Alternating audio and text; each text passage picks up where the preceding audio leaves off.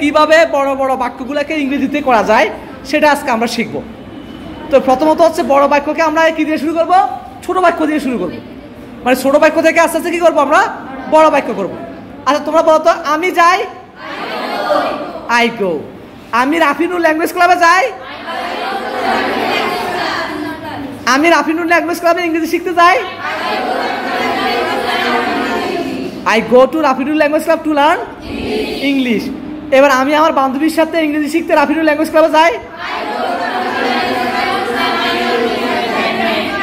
তাহলে I go to Rafinur language club to learn English with my friend, with my. আচ্ছা, তো তোমরা রাফিনুর language কীভাবে আসো? পায়ে হেঁটে, রিক্সায় করে, সাইকেলে করে। তাহলে আমি আমার বান্ধবীর সাথে ইংরেজি শিখতে পায়ে হেঁটে রাফিনুর ল্যাঙ্গুয়েজ ক্লাবে যাই। তাহলে অ্যান্সারটা কি হবে? I go to Rafinur language club,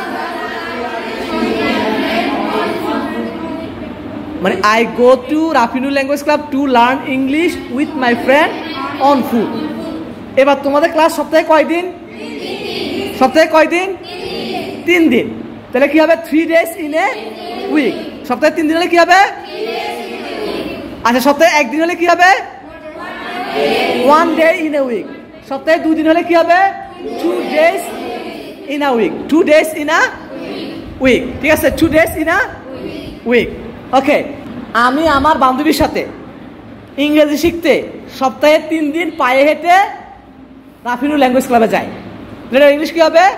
I go to Rafinur language club to learn English with my friend on foot 3 days in a week। Okay, এবার ইউ স্ট্যান্ড আপ। আমি যাই, আই গো। আমি রাফিনুর ল্যাঙ্গুয়েজ ক্লাবে যাই, I go to Rafinur language club. আমি আমার বান্ধবীর সাথে রাফিনুর ল্যাঙ্গুয়েজ ক্লাবে যাই, I go to Rafinur language club with my friend. আমি ইংরেজি শিখতে আমার বান্ধবীর সাথে রাফিনুর ল্যাঙ্গুয়েজ ক্লাবে যাই, I go to Rafinur language club to learn English with my friend. Okay, আমি আমার বান্ধবীর সাথে পায়ে হেঁটে ইংরেজি শিখতে রাফিনুর ল্যাঙ্গুয়েজ ক্লাবে যাই, I go to Rafinur language club to learn English with my friend on foot. On foot. আমি আমার বান্ধবীর সাথে ইংরেজি শিখতে সপ্তাহে 3 দিন পায়ে হেঁটে রাফিনুর ল্যাঙ্গুয়েজ ক্লাবে যাই, I go to Rafinur language club to learn English with my friend on foot 3 days in a week। Thank you very much. Everybody clap sir, clap sir. আমি সপ্তাহে 1 দিন নিউ মার্কেটে যাই, তাহলে ইংলিশ কি হবে? I go to New Market 1 day in a week। Okay, এবার তুমি দাঁড়াও। আমি আমার বাবার সাথে মাসে 1 বার ঢাকা যাই, I go to Dhaka, my father 1 day in a month। ওকে, আমি আমার বান্ধবীর সাথে নিউ মার্কেট যাই, I go to New Market with my friend। With my friend. I go two new market with my friend. কেনাকাটা করতে two shop, two shop, ঠিক আছে? কেনাকাটা করতে কি হবে? To shop. Okay, you stand up. আমি আমার মায়ের সাথে আমার নানা বাড়িতে যাই, I go to my mother নানা বাড়ি ইংরেজি কি? Grandparents. নানা নানির বাড়ি কি? Grandparents house. হ্যাঁ, গ্র্যান্ড প্যারেন্টস হাউস। তাহলে I go to my grandparents house with my mother, with my mother. Thank you very much. You stand up, you stand up. আচ্ছা, তোমার নাম কি? সরি, রিফারানি দাস। তোমরা পূজা করো না? আচ্ছা, ডেইলি কয়বার পূজা করো? 3 বার। তাহলে আমি দৈনিক 3 বার অর্চনা করি বা পূজা করি, এটা ইংলিশ কি হবে? I warship 3 times in a day, in a day। Okay, you stand up. What's your name? Ruhana Akbar। Sorry?